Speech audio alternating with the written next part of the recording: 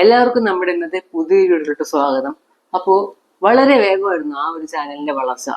ഇപ്പോൾ തന്നെ നിങ്ങൾക്ക് മനസ്സിലായിട്ടുണ്ടാവും ഞാൻ ഏത് ചാനലാണ് ഈ പറയുന്നതെന്ന്. അപ്പോൾ ഞാൻ ഈ പറയുന്ന വേറൊരു ചാനലിനെ പറ്റിയല്ല, നമ്മുടെ സ്വന്തം കരിക്കിനെ പറ്റിയിട്ട് തന്നെയാണ് ഞാനിപ്പോൾ നിങ്ങളോട് പറയാൻ പോകുന്നത്. അപ്പോൾ ഇപ്പം നിങ്ങൾ നോക്കിക്കഴിഞ്ഞിട്ടുണ്ടെങ്കിൽ നമ്മുടെ കരിക്ക് പഴയ പോലെയൊന്നും വീഡിയോസോ കാര്യങ്ങളോ ഒന്നും തന്നെ ഇടുന്നില്ല. എന്താണ് അതിന് പിന്നിലെ സത്യം, അല്ലെങ്കിൽ എന്താണ് അതിന് പിന്നിലെ കാരണം, അതാണ് ഇന്നത്തെ വീഡിയോയിലൂടെ നിങ്ങൾക്ക് ഞാൻ പരിചയപ്പെടുത്താറുന്നത്. അപ്പോൾ വീഡിയോ ഫുള്ളായിട്ട് തന്നെ കാണാൻ ശ്രമിക്കുക. വീഡിയോ ഇഷ്ടപ്പെട്ട ലൈക്ക് ചെയ്യാനും സബ്സ്ക്രൈബ് ചെയ്യാനും മറക്കണ്ട. നിഖിൽ പ്രസാദ് എന്ന് പറഞ്ഞിട്ടുള്ള ഒരാള് തൻ്റെ വളരെയധികം ശമ്പളമുള്ള ഒരു ജോലി റിസൈൻ ചെയ്തിട്ടാണ് ഈ കരിക്ക് എന്ന് പറയുന്ന ചാനൽ 2018 തുടങ്ങുന്നത്. പുള്ളിക്ക് യൂട്യൂബർ ആവുക, അതായത് നല്ലൊരു യൂട്യൂബ് ചാനൽ പടുത്തുയർത്തുക എന്നതിനേക്കാൾ ഉപരി പുള്ളിക്ക് വേറൊരു ലക്ഷ്യമുണ്ടായിരുന്നു.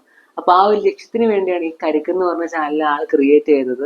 അപ്പോൾ കരിക്ക് മാത്രം അല്ല പുള്ളിക്ക് വിജയിക്കേണ്ടതായിട്ടുള്ള അതിലെ ക്യാരക്ടേഴ്സ്. കാരണം നിങ്ങൾ നോക്കിക്കഴിഞ്ഞിട്ടുണ്ടെങ്കിൽ ഒരു 4 പേരടങ്ങുന്ന ഗ്യാങ്, അതിനകത്തുള്ള +2 ജീവിതം, ജോബ് ഇന്റർവ്യൂ, അങ്ങനത്തെ കാര്യങ്ങളൊക്കെയാണ് നമ്മുടെ കരിക്ക് ആദ്യമേയൊക്കെ തന്നെ ഷെയർ ചെയ്തിട്ടുള്ളത്.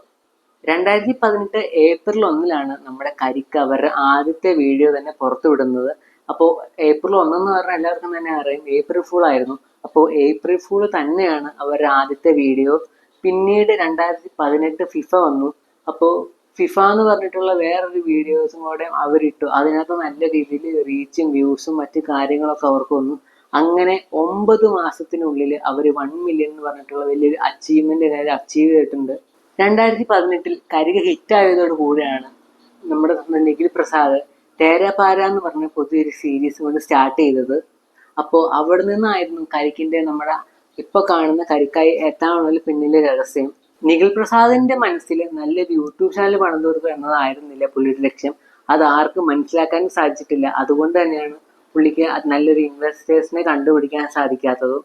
നമ്മൾ കരിക്ക് നോക്കിക്കഴിഞ്ഞാൽ അവർക്ക് ഇപ്പൊ നല്ല രീതിയിൽ റീച്ചും കാര്യങ്ങളൊക്കെ ഉണ്ടായിരുന്നു. പക്ഷെ എന്നിട്ടും ഇപ്പൊ ഒരു ഓണത്തിനും ക്രിസ്മസിനും ഒക്കെ വന്നു പോരായിട്ടുണ്ട്. എന്നാൽ കൂടിയും നമ്മുടെ സബ്സ്ക്രൈബേഴ്സിന്റെ കമന്റ് കാണുമ്പോഴത്തേക്ക് അറിയാം ആൾക്കാർ എത്രത്തോളം നമ്മുടെ കരിക്കിനെ സ്നേഹിച്ചിട്ടുണ്ടായിരുന്നു എന്നുള്ളത്.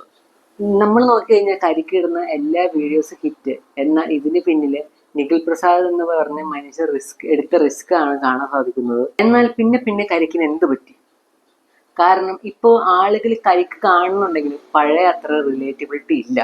കാരണം ഇപ്പോൾ അവർ ടെക്നിക്കൽ സൈഡ് അല്ലെങ്കിൽ പരസ്യം അങ്ങനെയുള്ളതിനാണ് കൂടുതൽ അവർ പ്രിഫറൻസ് കൊടുക്കാൻ തുടങ്ങിയത്. അതോടുകൂടിയാണ് ആളുകൾക്ക് കരിക്ക് മടുത്തൊന്നും ഞാൻ പറയുന്നില്ല, പക്ഷെ ആ കരിക്കിന്റെ പഴയ ഒരു ലിപ്പില്ലാത്തത്. മറ്റാരും കൈവയ്ക്കാത്ത ഒരു ഡിജിറ്റൽ സ്പേസ് അതുണ്ടാക്കിയെടുക്കുക എന്നതായിരുന്നു നമ്മുടെ നിഖിൽ പ്രസാദിന്റെ സ്വപ്നം. അതായത് ഇപ്പൊ നമ്മൾ നോക്കിക്കഴിഞ്ഞാൽ കരിക്കിനൊരു മെയിൻ ചാനൽ ഉണ്ടെങ്കിലും ഇപ്പൊ കരിക്ക് പാട്ടിനായിട്ടാണെങ്കിൽ കരിക്ക് ട്യൂൺഡ്, അഥവാ ചെറിയ ചെറിയ വെബ് സീരീസിനൊക്കെ ആയിട്ടാണെങ്കിലും കരിക്ക് ഫ്ലിക്ക്, അങ്ങനെയുള്ള പല സംഭവമുണ്ട്. ന്യൂസിനാണെങ്കിൽ തന്നെ അതിന് കരിക്ക് 0 എന്ന് പറഞ്ഞ വേറൊരു സബ് ചാനലും കൂടെ ഉണ്ട്. കരിക്കിന്റെ സ്വപ്നം അതായിരുന്നു ഫ്യൂസ്. ഫ്യൂസ് എന്ന് പറഞ്ഞിട്ടുണ്ടെങ്കിൽ സൗത്ത് ഇന്ത്യയിലെ മോസ്റ്റ് ഫേമസ് ഇൻഫ്ലുവൻസ് ഏജൻസിയാണ്. ഇതിന്റെ സക്സസും കൊണ്ടാണ് നമ്മുടെ കരിക്ക് ഇപ്പൊ പഴയ പോലെ ഒന്നും വീഡിയോസ് ചെയ്യാത്തതെന്നാണ് എനിക്കറിയാൻ സാധിച്ചത്. വീഡിയോ ഇഷ്ടപ്പെട്ടാൽ ലൈക്ക് ചെയ്യാനും ഷെയർ ചെയ്യാനും സബ്സ്ക്രൈബ് ചെയ്യാനും മറക്കണ്ട.